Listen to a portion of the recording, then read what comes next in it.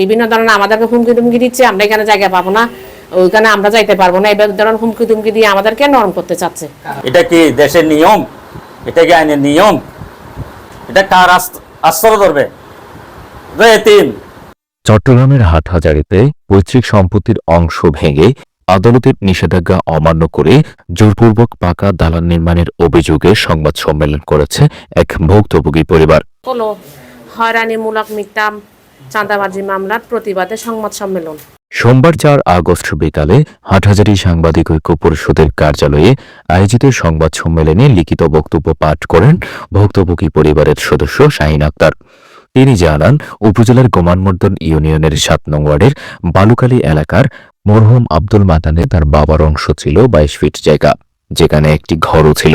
তিনি বলেন, আমাদের মা বাবা মৃত্যুবরণ করার পর আমরা 4 বোন আমাদের বাবার বৈধ ওয়ারিশ, কিন্তু আমাদের চাচাতো ভাইয়েরা আমাদের বাবার ঘরটি ভেঙে সেখানে জোরপূর্বক পাকা দালান নির্মাণ করতে শুরু করে। বিষয়টি নিয়ে সামাজিকভাবে মীমাংসার চেষ্টা হলেও তা তারা অমান্য করে।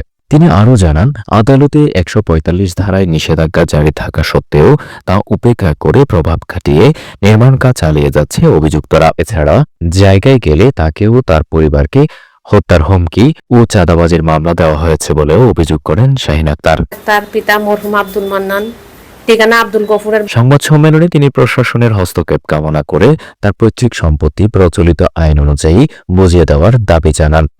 আমার দাদা সম্পত্তি হলো আসলে আমার দাদার মর্জি সম্পত্তি। আমার দাদার 3 পুত্র 1 মেয়ে। আমার দাদার নাম হলো নূর আহমদ। যদি সম্পত্তি যদি পাই, মেয়েটা আমার ফুফুরটা আমার ফুফি নিয়ে গেছে, তা আমাদের 3 চাচার মধ্যে 2 চাচা যদি সমান পাই, আমরাও পাবো না? আমাদের পাই নাই। তো সেই হিসাবে আমাদের উক্ত জায়গাটুকু আমরা আদালতের মাধ্যমে এবং আপনাদের সহযোগিতা আমাদের জায়গাটুকু আমরা চাচ্ছি। এই সময় সংবাদ সম্মেলনে উপস্থিত ছিলেন মরহুম আব্দুল মান্নানের আরেক মেয়ে রেহানা বেগম, তার স্বামী আব্দুল সালাম এবং চাচা নুরুল হুদা সহ পরিবারের অন্যান্য সদস্যরা। এরা এগুলো ঝামেলা করে আমরা প্রথমে বাধা দিয়েছিলাম, বাধা দেওয়ার পরে আমাদের বাধাটা অমান্য করছে 4 বোনকে।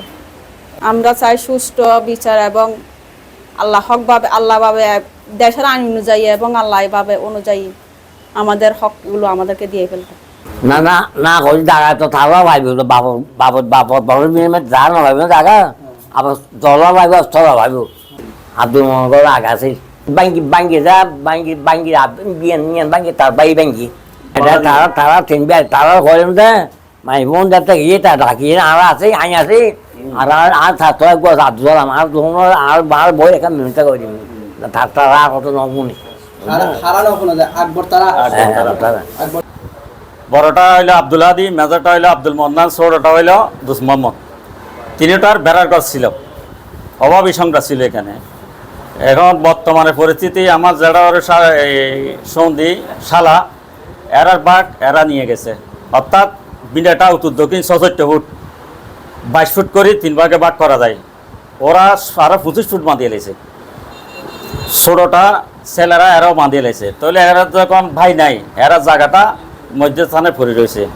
এরা 1 মাস 2 মাস বাদ এখানে যাই, আমরাও যাই খবর জিয়ার কর্মপুর দেখি আসমো। তখন ওই জায়গাটা এরারে বলছে, জাফা তোমরা তো এখানে দরকার নাই, জায়গাগুলো আমাদেরকে দিয়ে ফেলো। তখন আমাদের বাড়িতে গেছে 2 নম্বর দল ইউনিয়নের সাবেক চেয়ারম্যান হারুন রশিদ, এর সাথে নিচে আর বৈনুজ্জামাই ফুল মিয়া চৌধুরীর বাড়ি, জব্বা চৌধুরীর ফুল মিয়া চৌধুরী না ফরিদ চৌধুরী লোকটা, ফরিদ চৌধুরী আরও বেশ আমার যারা শাশুড়ি গেছে, শালা গেছে, সবাই বলছে ভাই আমাদের ভুল হয়েছে, এরারে আমরা বাধা দিছি, নির্যাতন করে জায়গা পাবে ঠিক। তাহলে আমাদের সাথে এখানে একটা আলাপ হয়েছিল দরদারের বিনিময়। এরা 3 দিন পরে যাওয়ার কথা, কিন্তু যায় নাই। না যাওয়ার পর এরা দুষ্ট লোকের ফুসিং ধরি এরা বলতেছে যে এরা কোনো জায়গা দেব না, আসবো না, এখানে আসলে মারবো ধরবো, হুমকি টুমকি এরার বাচ্চা মেয়েগুলোর দিতেছে এরারে। তারপরেও আমি বলেছিলাম যে এটা বই, এটা আমার দাদা এখানে অনেক সমাজের সর্দার, ও নিজে বলে দিয়েছে যে এরার গদ যদি ভেঙ্গো এরার লয় বুঝিয়া একটা সামান্য করে 10 করে ভেঙ্গি তোমরা বাঁধো, কিন্তু এরা তো হক পাবে। 1 বাই 22 ফুট করে জায়গা পাবে, তো এর জায়গাটা কই? এরারে বিনা কারণে প্রথমে দিছে যে পলিটিক্যাল হিসাবে কি মায়া মহব্বত গেছে, ভাই ভেঙ্গি এই ঘরটা ভাঙি আমরা বাঁধি। তখন বাঁধার সময় এরা বলছে তাইলে আমাদের প্রাপ্য আমাদেরকে দাও, কিন্তু পাইপার দেয় নাই, নেতালর দিতে আছে। উত্তর চট্টগ্রামের মানুষের জন্য সুবর্ণ সুযোগ।